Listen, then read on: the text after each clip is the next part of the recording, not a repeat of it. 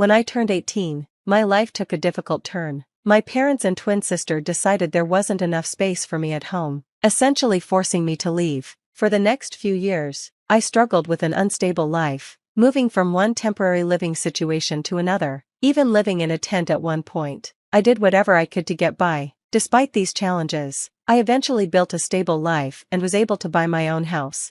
Now, at 26, just as I've gotten my life in order, my family has suddenly reappeared, led by my sister, who is now expecting her fourth child. They showed up at my door unannounced, looking to move in. This is the same sister who once pushed for me to be kicked out, saying there wasn't enough room for both of us in our childhood home. Growing up, I always felt like I was treated as less important than my sister. It was clear our parents preferred her, and they even admitted they wouldn't have had me if my sister hadn't been conceived. She was always the center of attention, getting all the best toys and clothes, while I barely received enough to keep up appearances. My sister has always shown selfish, narcissistic traits, likely because of how our parents favored her. Instead of being a supportive sibling, she consistently brought me down. The only person who ever treated me kindly in our family was my grandfather. He saw how unfairly I was treated, but when he passed away when I was 15, the last bit of kindness in my home disappeared.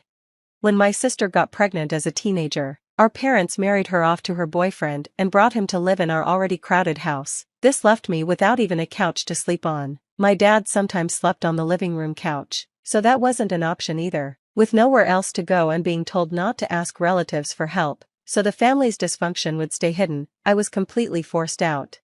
I ended up living in a tent in our backyard, which happened after the police mistakenly brought me home during a brief period of homelessness. This setup was meant to be a reward for keeping quiet about the reality of my living situation. After years of struggle and hard work, I finally managed to improve my life, both physically and emotionally.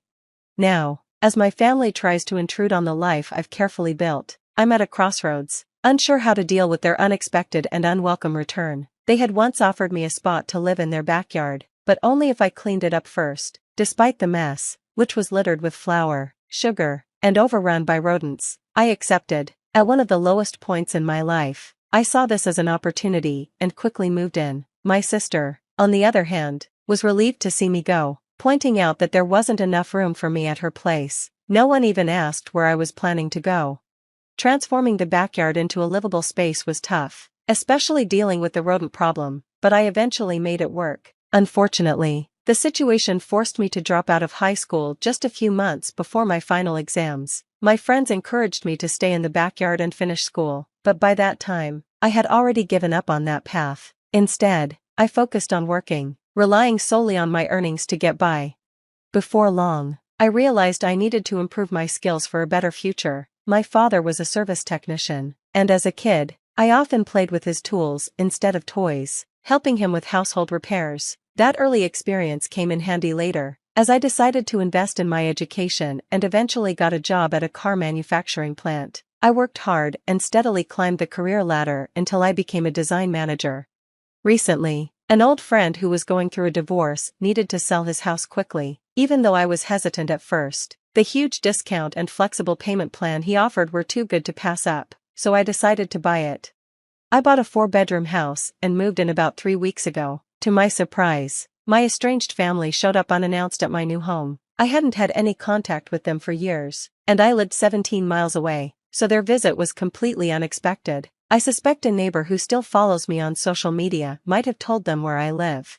When they barged in, my parents expressed pride in my accomplishments, but it felt strange to see them react to me owning a house at 36, especially since they were still renting. My sister and her husband wandered around the house as if they were inspecting it to move in. When I confronted them, they vaguely claimed they were just checking on me. It was ironic that they suddenly showed interest in my life now, when I didn't need them anymore. During their visit, my sister boldly claimed a bedroom for herself, excited about the private bathroom, as though it was already decided that they would move in. My parents tried to calm her down, asking her to manage her children better. In the middle of this chaos, I was shocked and immediately shut down any discussion about them moving in. The situation quickly escalated as they started pushing the idea that I had a moral obligation to house my sister because of family duty. I stood my ground, reminding them that it was their responsibility, not mine, to provide for their children. I firmly told them to leave my home. making it clear that I wouldn't feel guilty for their poor planning or lack of space. As they left, I felt a sense of peace knowing I was living on my own terms, free from the pressure of their unwanted expectations. I recalled how, back when I was younger, my grandfather allowed my cousin to sleep on the couch, but when I asked for the same favor, he refused and kicked me out. I vented about how I had struggled, living with rodents in my employer's garage and then in a cramped apartment for 10 years, but no one from my family ever checked on me. When I shared these memories, my mother began to cry and tried to hug me, but I stopped her and insisted they leave. My brother-in-law, JN, told me to toughen up, bringing up his own hard times and saying I had more than enough space in my house since I was single. I sharply told him to stay quiet. My sister cursed at me for raising my voice at her husband, but I stood firm and told them they needed to leave, or things would escalate. I made them leave before they could argue back. My anger was clear. I had endured their toxic and selfish behavior for too long, and now their greed was obvious. I was no longer the obedient teenager they used to manipulate. If they had pushed any further, I was fully prepared to involve the police. To clarify, my sister never once offered to pay rent. She and her husband had been freeloading off my parents for over a decade, and now they seemed determined to do the same with me. Despite the clear strain this put on my parents, they never took any steps to encourage her to become independent. Instead, they tried to dump the responsibility onto me. A week after our first confrontation, my mother returned, but this time she was more direct. She argued that my home had enough room to house my sister and her family, again mentioning how crowded things were at their place. I stayed firm in my refusal. When persuasion didn't work, she shifted to veiled threats, implying that my large, mostly empty house was a security risk, and having family around would be safer and help with household chores. I dismissed her manipulative tactics and told her clearly to leave and not come back. Just a few days later, a neighbor informed me of suspicious activity around my house. He said he had seen a pregnant woman, a man, and a young boy peering through my windows and hanging around the backyard, likely trying to break in. I was grateful for his vigilance, gave him my contact information, and asked him to keep an eye on things. I had planned to install security cameras, but unfortunately, I didn't act fast enough. 5 days later, the same neighbor called to say he thought someone had broken into my home. When I rushed back, I found out he was right. My sister and her husband, John, had entered through a rear window. When I confronted them, my sister tried to justify their actions, claiming they had no other choice and accusing me of being unreasonable. As I processed her audacity, John smugly commented on how easy it had been. I lost my temper and physically confronted him. My sister tried to get between us, and in the chaos, their teenage son hit me over the head with a bottle, leaving me bleeding.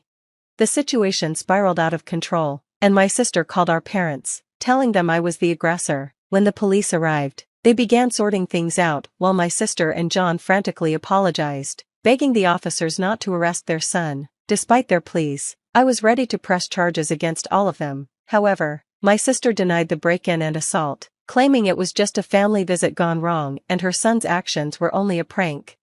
When my parents arrived, they immediately took my sister's side, pressuring me to drop the charges. They banded together to defend her and tried to make me out to be the vindictive one. Faced with their collective denial and manipulation, I realized they were determined to gaslight me into submission. I was determined not to let my family rewrite the narrative of what had happened in my own home. Thankfully, my neighbor stepped forward with a crucial statement, which ultimately led to the arrest of everyone involved in the assault. They spent the night in jail because my parents couldn't afford their bail. The next morning, while they faced trial, I was at the hospital getting treated for my injuries and making sure there were no internal damages. I took a few days off to recover and pressed charges for assault, also seeking compensation for my legal fees, which the court granted. Despite my parents' attempts to persuade me to drop the charges, I stood firm. I even threatened legal action against them for their role in orchestrating the attack. Since my nephew is a minor, he was dealt with under juvenile law and only spent a short time in a juvenile facility, with his parents held responsible for restitution, lost wages, and covering my medical expenses. My sister and her husband were fined heavily. In an attempt to ease their financial burden, they asked the court to allow them to complete part of their fine through community service. Since the incident, things have been quiet. I hope they've learned their lesson and will keep their distance. However, my parents haven't let this go. Just yesterday, they showed up at my door and waited outside for an hour until I reluctantly let them in. They pleaded for my help, but when it became clear they were speaking on behalf of my sister, I immediately refused to get involved. That's when they revealed their real reason for visiting. They were getting older, their home was falling apart, and they wanted to move in with me, expecting me to take them in out of duty. I confronted them about their lack of responsibility as parents. They mentioned the idea of giving their house to my sister, which I saw as another tactic to pressure me. They even suggested that my sister could pay rent to live in my house, and I could use it to cover my mortgage. I firmly declined, stating that my sister needed to handle her own financial problems without my involvement. They continued to plead, arguing that my house was too big for just one person, but I made it clear that my future plans didn't involve staying single or accommodating them out of obligation.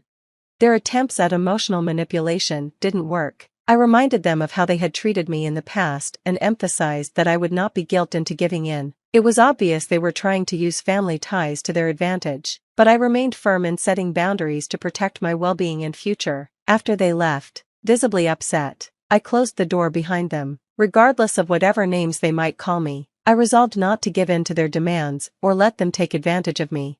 Now, I'm ready to move on to the next chapter in my life, stronger and wiser from this experience. I'm Maria Dalton, about to turn 27 this year, and I've been happily married for 5 years. My son, Martin, just celebrated his 4th birthday. Initially, I worked full-time after tying the knot, but now I balance part-time work at the same company. My husband, Kevin, is 30 years old, 3 years my senior. Our journey from dating to marriage was initiated by Kevin's passionate advances, but post-marriage, I observed a shift in his demeanor towards a more domineering side. Kevin has a 20-year-old sister named Jane Dalton, and their age gap seems to contribute to a somewhat indulgent relationship on Kevin's part. Before marriage, I didn't mind Jane's frequent visits and assumed they got along well. However, after tying the knot, I started noticing changes in her behavior. Jane often drops by unannounced, at any time, and expects to be served without ever bringing a token of appreciation. Kevin, rather than addressing the situation, expects me to accommodate her demands. Jane acts as though I'm invisible, addressing only Kevin with a casual "brother, I'm here again." Despite not preparing for an additional guest, I end up serving dinner to Jane. Kevin, instead of understanding, blames me aloud, insisting I should have been more considerate. Despite Jane's verbal apologies, it's evident she relishes Kevin's preferential treatment. Left with leftovers, I prepare my own meal while Kevin and Jane continue their chat on the sofa, leaving the dining table messy. They never acknowledge Martin or me, treating us more like hired help than family. One evening, as I'm about to take a bath with Martin, Kevin interrupts, loudly instructing me to buy a cake for Jane. Despite it being late, Jane insists on having it immediately. Kevin blames me for delaying, and, feeling compelled, I reluctantly head to the cake shop with Martin in tow. Overhearing their conversation, I learn they're criticizing me for being inconsiderate and questioning the decision to marry me. Meanwhile, Martin, though unable to grasp the words, senses tension in our relationship. Suppressing my emotions, I ask him about his cake preference, and he cheerfully requests one with lots of fruits. Our trip to the cake shop was filled with discussions about cakes, momentarily pushing aside Kevin's earlier words. Martin and I arrived just before closing time, fortunately finding the cake Jane desired. We purchased 2 cakes, including the fruit-loaded one Martin wanted. Back home, I served the cakes to Jane and Kevin, then prepared Martin's cake and headed to the dining room. The moment I placed it in front of Martin, Jane pointed and expressed her desire for that cake. Before I could react, Kevin moved Martin's chosen cake in front of Jane, disregarding Martin's protests. Kevin justified his action, claiming he bought the cake with his earnings and had the right to choose for Martin. Unable to contain my emotions any longer, I voiced my dissatisfaction. In response, Kevin threatened with divorce. Martin, who had stopped crying, anxiously held my hand and then, after some thought, said, "Mom, I'd also love cake with strawberries on it. Yes, it's really delicious." He mentioned this while eating a cake initially wanted by Jane. Feeling that Martin was enduring too much, I lifted his cake plate when I saw Jane reaching for it. I took Martin to the next room so he could enjoy his cake in peace. Kevin apologized to Jane, claiming he was sorry for being stingy. Despite wanting to retort, I held back for Martin's sake. Watching Martin innocently enjoy his cake was a heartwarming sight. After finishing the cake, we decided to have a late bath and sleep in Martin's bed. The next morning, I discovered Jane had already left. As I prepared breakfast, I heard Martin crying. Shockingly, his piggy bank, a gift from my father, was broken, and the saved money was gone. Martin, who always said goodnight to the piggy bank, was left heartbroken. When I questioned Kevin about it, he casually mentioned that Jane needed some money, so she took it from the piggy bank. Holding a crying and shaken Martin, I felt his pain so acutely that I cried with him. It was painful to witness Kevin prioritizing and caring for his sister more than our son. Expressing my anger and sadness, I confronted Kevin, breaking my usual silence on arguments in front of Martin. Kevin, without a word, went to the bedroom and returned with something shocking in hand: divorce papers. I discovered the hidden divorce papers that Kevin had tucked away somewhere I didn't know. In a sudden burst, he confronted me, shoving the papers at me before storming out of the house with a loud bang. Martin, who had never cried over the issues with Kevin and Jane, seemed to have reached his limit, crying since last night. Unable to bear seeing Martin so hurt, I suggested skipping daycare for the day, and he happily agreed with a loud yes, showing a faint smile. We spent the day playing and bonding, with Martin bringing a picture book from the shelf, sitting on my lap, and happily remarking, "The teacher at the nursery today was Mama, right? He looks like an angel." His little heart seemed filled with patience, and I decided to make the day special by taking a day off from work. Despite causing potential trouble at my workplace, they kindly understood the situation and granted me a day off.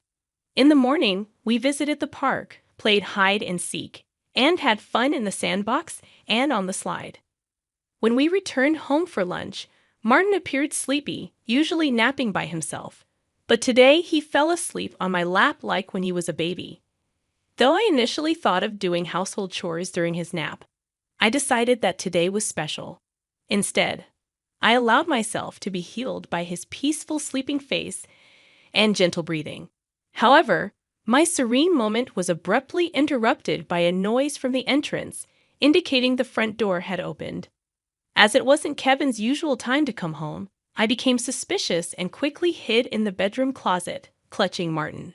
A voice echoed through the house, and to my surprise, it was Jane.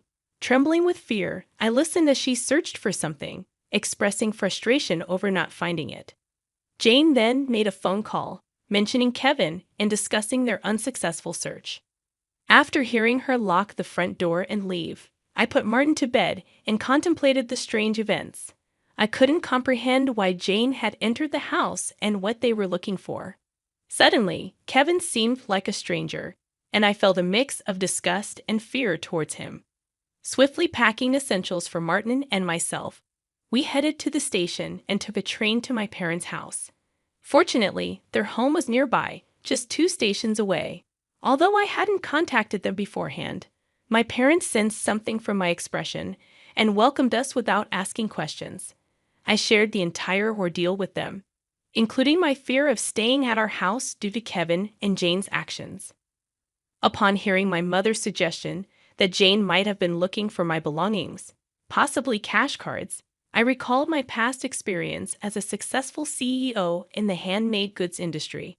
I had entrusted the company to friends when I decided to prioritize raising my child after getting married. Although I still worked part-time and communicated with the company from home, Kevin was unaware that I was still the CEO. I discovered the hidden divorce papers that Kevin had tucked away, suspecting that he thought I had a decent amount of savings. While I've mentioned to him that I still receive some assistance from the company, I've deliberately kept the details about being the CEO and my savings private. This secrecy stems from realizing early in our marriage that Kevin struggles with managing money and tends to spend everything he earns. Kevin, at first, provided only $200 a month for food expenses and even suggested I quit my job to become a full-time housewife. However, with the financial strain of raising Martin and only $200 for food, I never agreed to be a full-time housewife. Eventually, he reluctantly allowed me to work part-time, and to ensure I wouldn't consider divorce, he had me sign a post-marital property waiver through a lawyer. Since Martin's birth, I used my savings for his nursery fees and clothes, as I've only received $200 for food. I've never asked Kevin for additional funds beyond the food budget, leading him to believe I have savings. Considering Jane's apparent need for money and Kevin's perception of my financial situation, they might be searching for my cash cards. I have a separate savings account dedicated to Martin, with a portion of my salary directly deposited into it each month. Despite their search, they won't find the cash cards, as I always carry my valuables. However, there's still an unsettling issue. Jane might be entering our house even when we're not there, and Kevin may be allowing it. Following my father's advice, I decided to store my valuables, including the cash cards, in my parents' safe. As I pondered their need for money, Martin approached my father, crying over his broken piggy bank and the shattered promise of saving up. My father, angered by Martin's story, vowed to call Kevin. My mother suggested finding out their purpose calmly, as Kevin's mention of divorce might shift blame to us, making the divorce more favorable for him. To ascertain their purpose, I decided to record their conversation, consulting a lawyer who was a friend of my father's. Returning home, I began cooking dinner, keeping my phone screen down to record secretly. Kevin arrived home, surprising me by immediately asking about my cash cards. When I questioned him, he gave vague answers, attempting to deceive me. When I remained silent, Kevin grew agitated and demanded all my part-time money for his sister. Refusing, I explained it was from Martin's savings. In response, he angrily pushed the signed divorce papers toward me, declaring that I was living off his money and didn't need to save for Martin. He even uttered words implying he valued Jane more than our son. Hearing this, I stopped preparing the meal, put the divorce papers in my bag, took Martin's hand, and headed for the door. Kevin, in a loud voice, declared his serious intent for divorce, instructing me never to come back. I responded by stating I wouldn't return to a house where a stranger could come and go freely. After leaving, I received numerous messages and calls from Kevin, which I ignored. Turning off my phone, I sought refuge at my parents' house, sharing the recording and divorce papers with them. Although I confessed to having no love or affection for Kevin, I expressed concern for Martin. My parents advised me to do as I pleased, acknowledging the potential emotional impact on Martin if a divorce were to occur. While grappling with the decision to divorce Kevin, Martin expressed his hunger. My mother, seeing my distress, kindly made him hamburgers, his favorite dish. Overwhelmed with emotions, tears welled up in my eyes as my mother told Martin with a warm smile that she prepared the hamburgers so that he and I could visit whenever we wanted. Taking a bite, Martin exclaimed with joy, praising Grandma's hamburgers and expressing a desire to eat them every day. I responded, saying it's because the hamburger contains the love I have for him, and he, in a touching gesture, took a big bite and offered it to me. Moved by Martin's kindness, my tears couldn't be held back, and even though I tried to stop them, they persisted. My father, noticing Martin's concern, reassured him that my tears were of happiness, not sadness. Hearing this, Martin, in a moment of understanding, hugged me, and my father's eyes turned bright red. Realizing the blessing of being with family, I remarked to Martin that family is precious. Surprised, he questioned if Dad had mentioned that only Jane was family. My father gently confirmed it, but then asked Martin if he wanted to live with them as family. With a laugh, Martin happily agreed, making everyone smile naturally. Despite contemplating divorce, the meal felt so happy that I finally decided to part ways with Kevin. I planned to inform Martin about it, and even though discussing it weighed heavily on my heart, Martin seemed to grasp the situation. Happily, he expressed the desire to live as a family, embracing the pet dog and calling him his younger brother despite the dog being older. Preparations for the divorce began, starting with contacting a lawyer who was a friend of my father. The next day, we formalized the contract, and my father and Martin shared comforting laughter while I laid in bed, reminiscing about my childhood. The following day, upon checking my smartphone, I found over 200 calls and messages from Kevin, showcasing his emotional instability. Exhausted, I turned off my phone, and with the lawyer's assistance, we explained the situation to my parents. Jane had accumulated significant debt from a casino and shopping addiction, and Kevin acted as her guarantor, planning to use my savings. The lawyer confirmed that the divorce papers had already been submitted, and Kevin sobbed upon realizing it was finalized. Despite expecting disagreements about child support, he signed a pledge to pay $340 to Martin every month. In a subsequent call from Kevin, his tone lacked aggression, and he calmly admitted to financial manipulation and explained his complex feelings toward Jane. I firmly asserted my decision not to reconsider and heard his faint sobbing before he wished me happiness and hung up. Remaining strong until the end, I discussed future plans with my parents and decided to stay with them until Martin grows up. I resumed my role as a company president and later learned that Kevin and Jane had informed their parents about the divorce and debt, resulting in dissownment. Today, I find happiness being with my family.